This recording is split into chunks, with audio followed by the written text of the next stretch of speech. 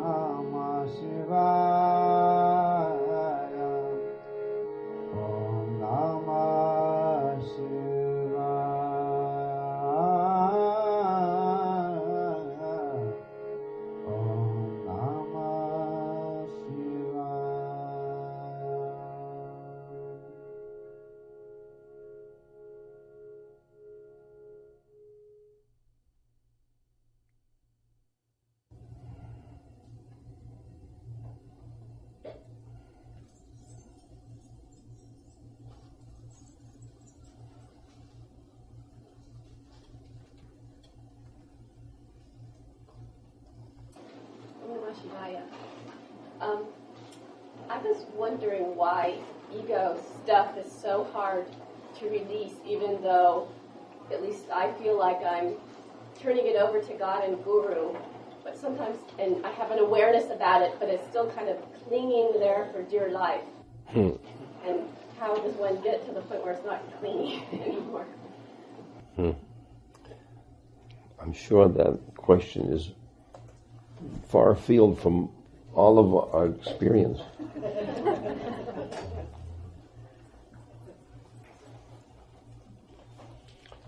I think it's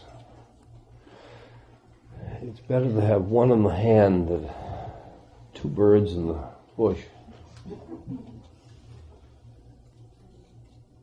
Habit, habit, habit.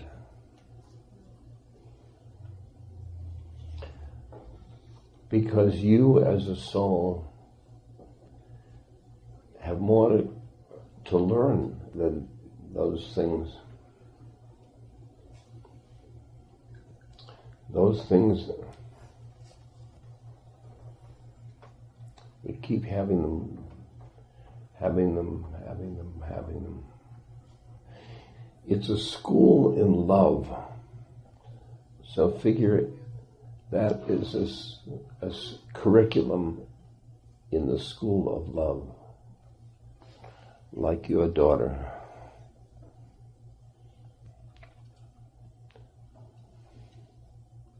What we do is we shift metaphors.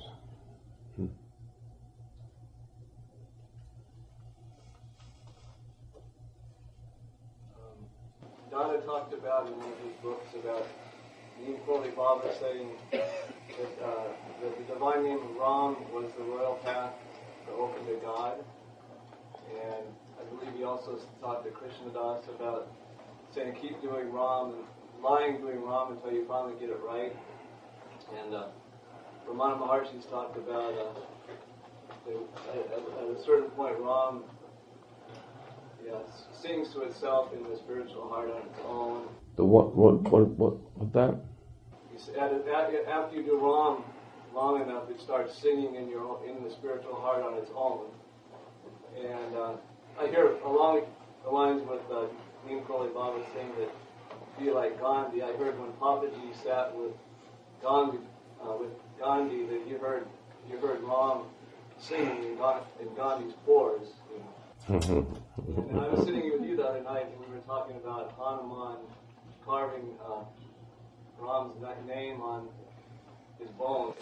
Ram's name actually spreading from the heart and singing in one's bones. And I think you said, whose hands or whose bones? We were to take us beyond that. And I was just, and then you talked about Maharaji's grace going into your, actually not being separate from your own heart and bones. And I was just wondering if you could talk about the deepening of Ram in your life, and, along with Maharaji's grace or Kripa.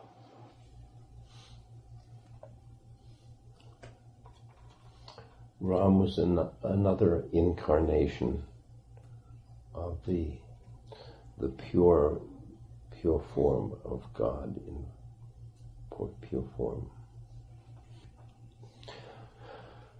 You forgot, I think, one of the stories that Maharaji kept a diary. He wrote the important things that went on in his life, and all the pages were full. Ram, Ram, Ram, Ram, Ram, Ram, Ram, Ram, Ram, Ram, Ram, Ram, Ram, Ram.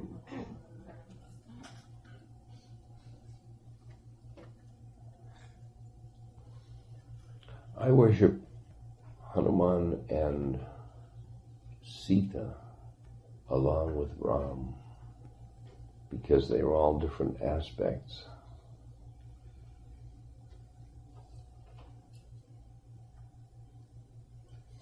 Jai, what do you feel about Ram? Sonny, I thought you were going to ask me that. I was thinking about that question, and I don't know how to answer it because I can't evaluate how Well, there's a question of how has Ram deepened through Maharaji's grace? Is that the question? We're open to, you don't have to use the word. I mean, how is, or the divine name, don't even name it as wrong. Well, no, the divine name that I say all the time is wrong. Yeah, well, that's... And years and years and years ago, when I was with Maharaji, but I wasn't with him at that day, I was on top of a stupa, which is a big structure in Tibetan pilgrimage places. It's like a big, I don't know, how do you describe it? It's big, so what? It's a big pile of stone that houses relics, and people walk around it or sit on top of it. So me and some friends were sitting on top of it and meditating, doing all this complicated meditation, and we had taken bhang that day, which is a way of eating marijuana that they do in Benares.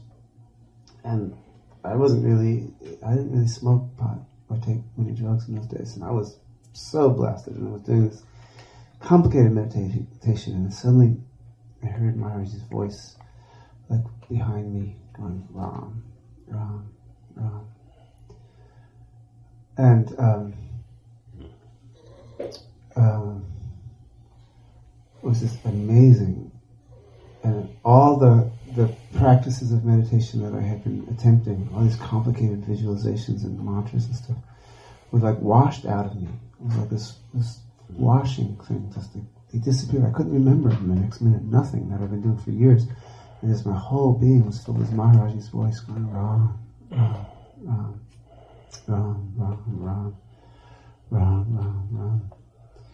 And since then, saying Ram quietly or singing it or doing my beads has just been like as part of my life as eating and drinking tea or drinking anything. And sometimes it's incredibly peaceful, sometimes it's incredibly sorrowful, sometimes it's ecstatic, and most of the time it's just absolutely mundane.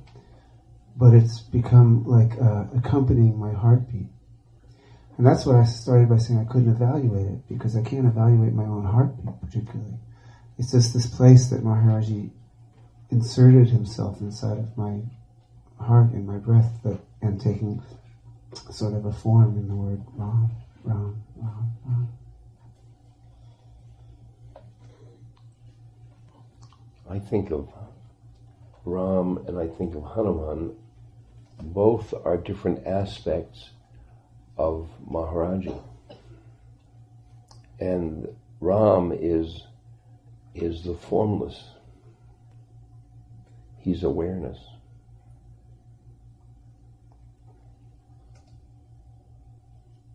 By the way, anybody asked questions last time could ask it again, because I was not in the right space to answer. But now I am. Several years ago, after my third trip to Maharaji's ashram, a little bit after that, I became fully convinced, to my surprise, that he was my guru also. And for a few years, carried on like that, equally convinced. And the past 6 months or so, I've been thinking, hey, was I tricking myself? Did I just make this up? I don't feel very connected. And I'm wondering two things. Well, maybe I got 3 questions attached to that. One, is that common? 2, this is perhaps a funny one, is that my responsibility, or his, or just the way it is? And thirdly, what might I do? I imagine going to the ashram is one thing, but might there be things that I can do to be feeling that connection as I did, rather than wondering, gee, was I making it up? I've been working with the image of grace and faith. Grace coming from Maharaji, faith coming from me. And I know that when I don't have any faith, there's no grace. Grace may be there, but I won't get any of it. And certainly there are ways when I feel Maharaji, and sometimes I might be not feeling it because I'm too caught in my thoughts. So I'll look there first. I look if I'm deeply caught in a thought formation. And then as I let go of that formation, there's Maharaji. The onus is within you. He's shining for you all the time. Because once you open to him, you are in a realm or a plane where it all is together. Blissful. In other words, I'm just saying that when you're not feeling Maharaji,